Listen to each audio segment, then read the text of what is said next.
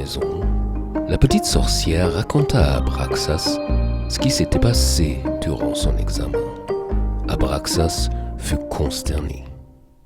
Tout est de ma faute, c'est moi qui t'a conseillé de ne faire que du bien avec ta sorcellerie. Et voilà le résultat. Je suis vraiment un oiseau de mauvais augure. Si seulement je pouvais t'aider. Je crois que c'est à moi de le faire.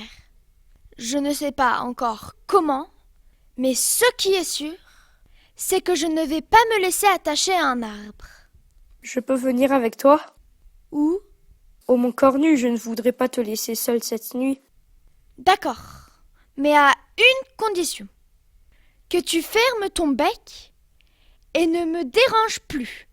Là-dessus, la petite sorcière se plongea dans son grimoire. Au bout d'un temps qui sembla interminable à Abraxas, elle se leva enfin. Ça y est, je suis prête.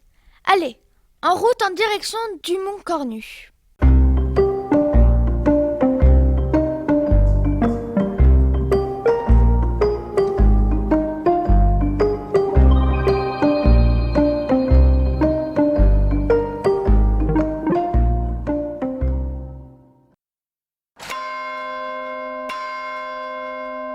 Arrivée au Mont Cornu, la petite sorcière s'assit tranquillement par terre. Tu ne veux pas commencer? À faire quoi? À ramasser du bois, tu n'es pas censé dresser un bûcher? Ça ne presse pas? Ça ne presse pas? T'entends, dans la vallée, l'horloge du clocher vient de sonner 11 coups. Il ne te reste plus qu'une heure jusqu'à minuit. Calme-toi. Profite de la magnifique vue qu'on a ici. Pour dresser le bûcher, il ne me faut qu'un petit quart d'heure. Un quart d'heure? Oui, tu verras.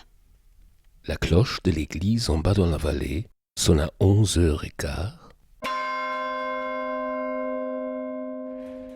11h30.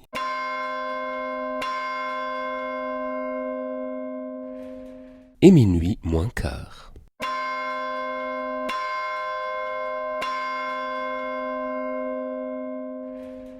Alors la petite sorcière se leva. Allez, c'est parti. Balai de toutes les sorcières, montez, montez dans l'atmosphère. Volez vers moi pour que vos manches tordues forment un grand bûcher en haut du Mont Cornu. Mais ce sont des balais. Oui, ce sont des balais. Les balais de toutes les grandes sorcières. Je les ai fait venir ici au Mont Cornu.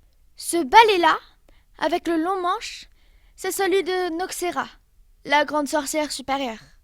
Mais qu'est-ce que tu vas en faire? Je vais allumer, mais il me faut du papier.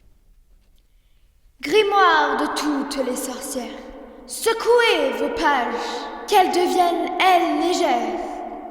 Venez vers moi, chauve-souris de papier, au Mont Cornu, volez, volez. Tu es devenue folle, les grandes sorcières vont te tuer. Ça m'étonnerait. Écoutez-moi, mes grandes sorcières. Vos manigances sombres finissent sans manière.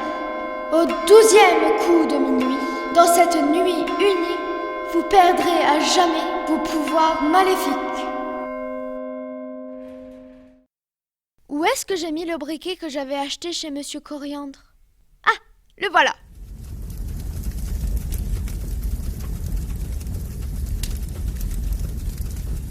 Regarde qui vient par là. Non mais je rêve. Azraël? Qu'est-ce que tu fais là? Je ne veux plus rester avec Dame Grondera. Je n'ai plus envie de sorcellerie méchante, maléfique. J'ai vu ce que tu as fait durant cette année et ça m'a enchanté.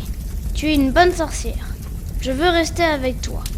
Je veux t'aider à faire du bien avec ta sorcellerie. Mais tu sais, Azraël, je ne serai plus une sorcière ni bonne ni mauvaise. C'est-à-dire que durant cette année, j'ai compris qu'on n'avait pas besoin de sorcellerie pour faire du bien. Et c'est pour ça que sur ce bûcher, on trouve également mon propre balai et mon propre grimoire. Et que par la 3e formule, moi aussi j'ai renoncé à mes pouvoirs surnaturels, bons ou mauvais.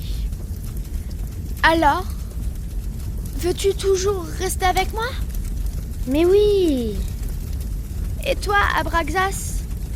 Naturellement, ça va de soi. Ce n'est même pas la peine d'en parler. Alors que la fête commence! Bonne nuit de Valpurgis, Abraxas. Bonne nuit de Valpurgis, Azraël.